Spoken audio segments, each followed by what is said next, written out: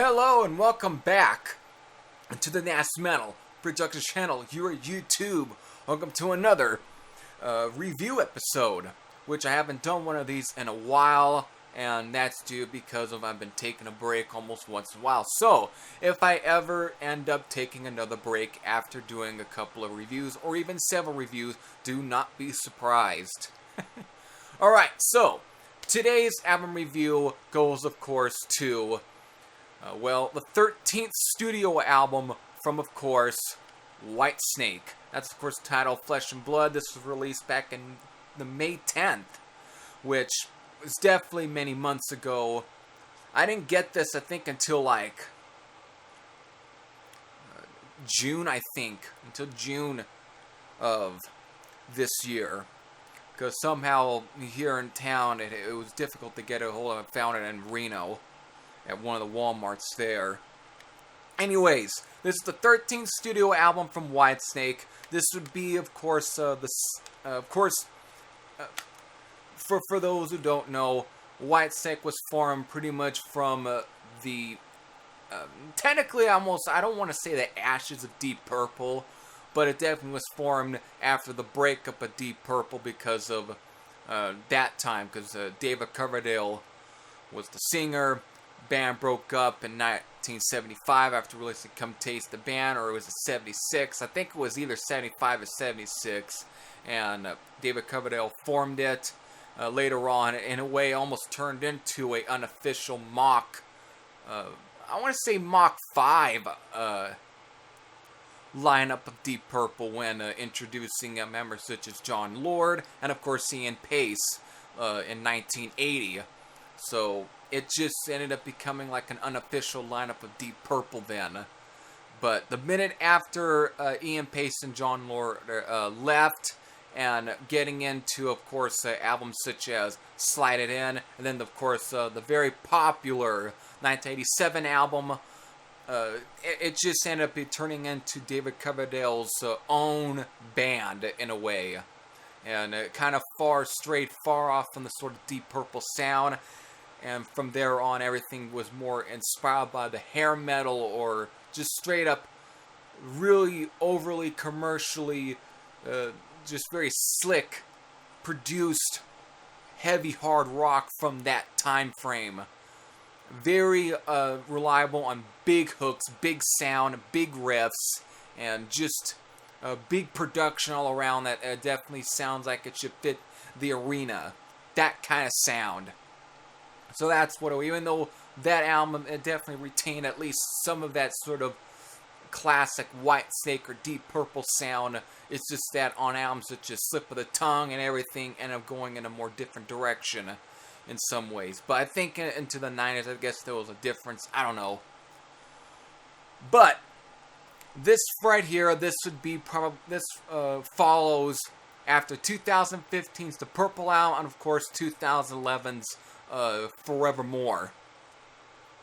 Now, the only thing about this would be the lineup. The lineup definitely stays straight to the lineup that recorded the Purple Album, which was pretty much David Coverdale and co. going back and kind of revisiting old Deep Purple classics from the David Coverdale era.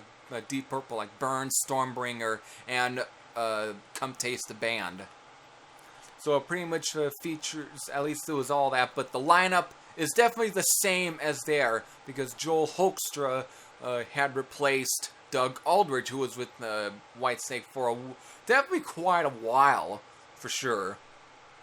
Another thing that's definitely it kind of stays the same here is the drummer here, Tommy Aldridge. I was about to almost fuck up there, but it is, yeah. Tommy Aldridge, of course, was the drummer on the 1980s, Slip of the Tongue.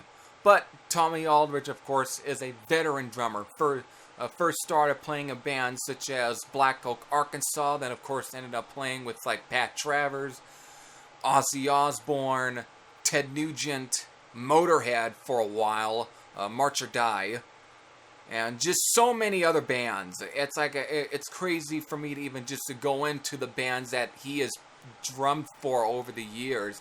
And for the age that he's still in, if you listen to this album, he's on fire here.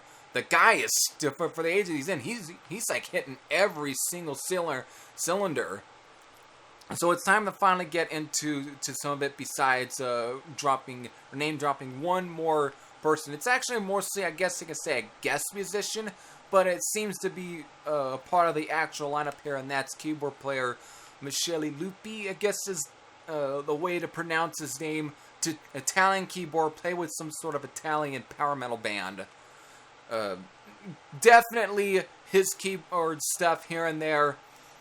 If you pay attention, some songs it really kind of gives off that sort of almost like classic Whitesnake or Deep Purple sound in ways. It's like the album itself, very modern sounding. It's definitely fresh, the production, everything, but musically, it definitely doesn't stray too far off from that classic Whitesnake sound. Now, depending on who you talk to on what they think the classic Whitesnake sound is, some will probably refer to the more classic bluesy stuff from the late 70s to about the early mid-80s.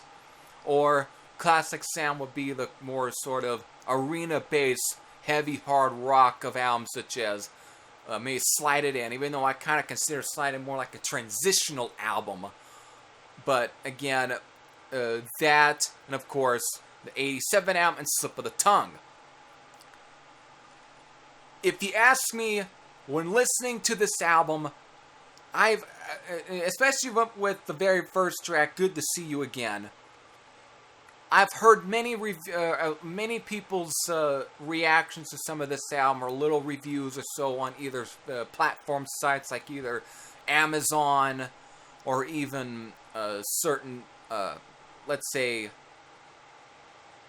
like even AllMusic, or people's comments on some of the songs on like YouTube and stuff. And I've seen a few definitely plenty that said that this album doesn't completely go back to the bluesy sound. It definitely doesn't.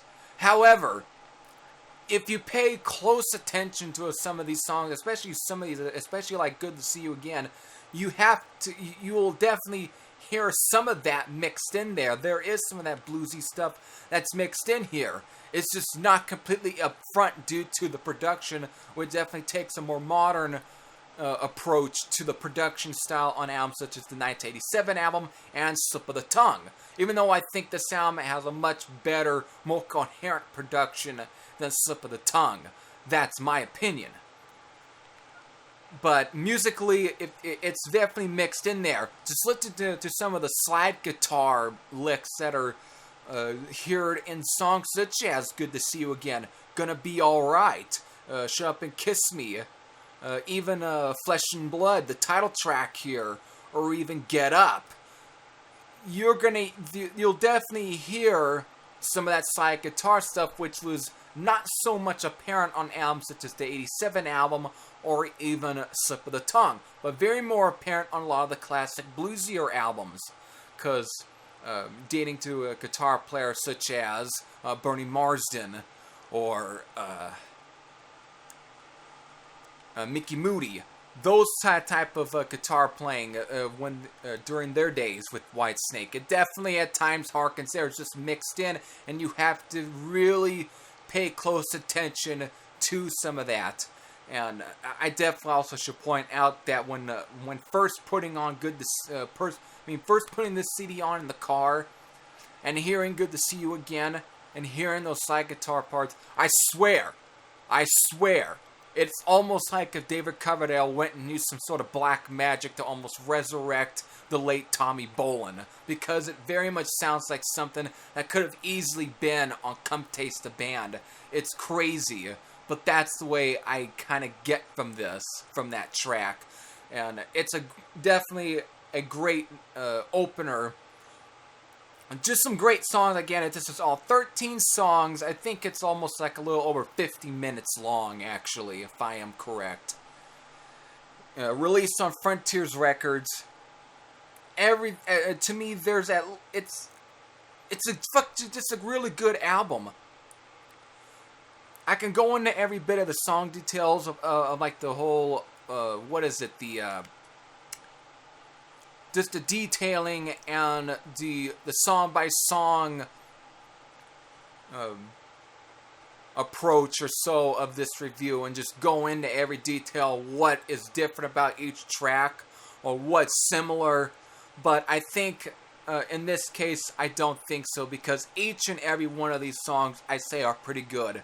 My personal favorites here would be, of course, Good to See You Again, the rather slow but still pretty moody and heavy track, Gonna Be Alright, the very upbeat song Shut Up and Kiss Me, and of course the other sort of real down and dirty, heavy Hey You, You Make Me Rock, which is, again, some of the titles I should also mention are not original any bit, but that should be already given notice anyway. It should already be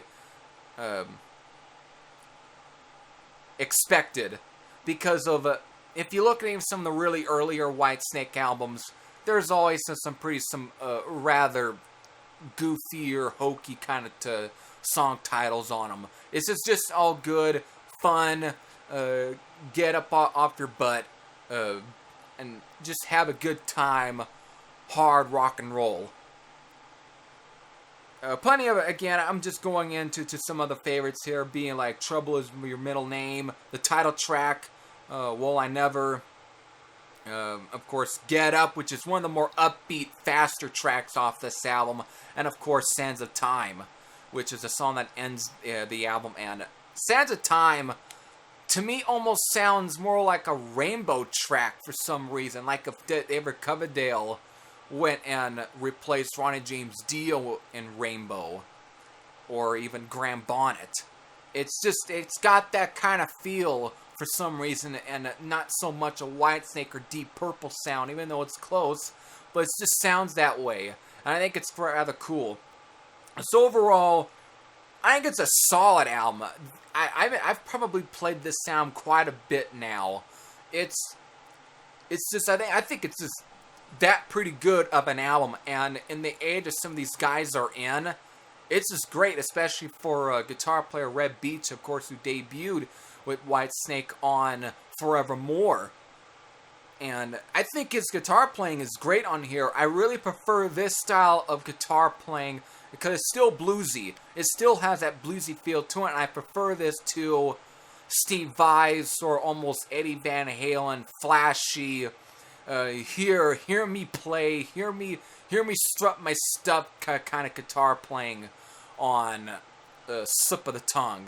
I don't think that's a bad album, but I don't think that's one of the better albums from the 80s period of Whitesnake. I think it's one of the weaker albums. This one, I think, blows that album away. I know that might be considered blasphemous, but in my channel, I get to say whatever I get to say, and I think the sound is a little bit better than that album, and I think Reb Beach, in many ways, fits the sound of Whitesnake. He does have some flashy guitar playing, very similar to John Sykes in some places, but he's not on that kind of really flashy, overly just straight up guitar winkery of Steve Vai, though. Not against him, but his style never really fit Whitesnake. It never did.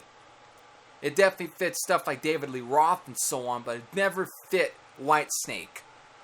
So overall, I think that this was a solid album, and I think this was definitely a great addition to, of course, the Whitesnake discography. Again, 13 songs was a little bit much, but I think this was a solid album from start to finish. There's not a bad song on here. Even some of the more slower or ballad kind of tracks don't come off completely as forced. They sound rather well written for what it is, and they don't seem to really go in that sort of direction of the 87 album. So overall, I think it's a solid album. Really good album. So, my rating, I'm going to give it an 8.80 out of 10. I think it's a really good album. I almost would say 9, but I think it's an 8.80 because it's just a really good album from, of course, Whitesnake.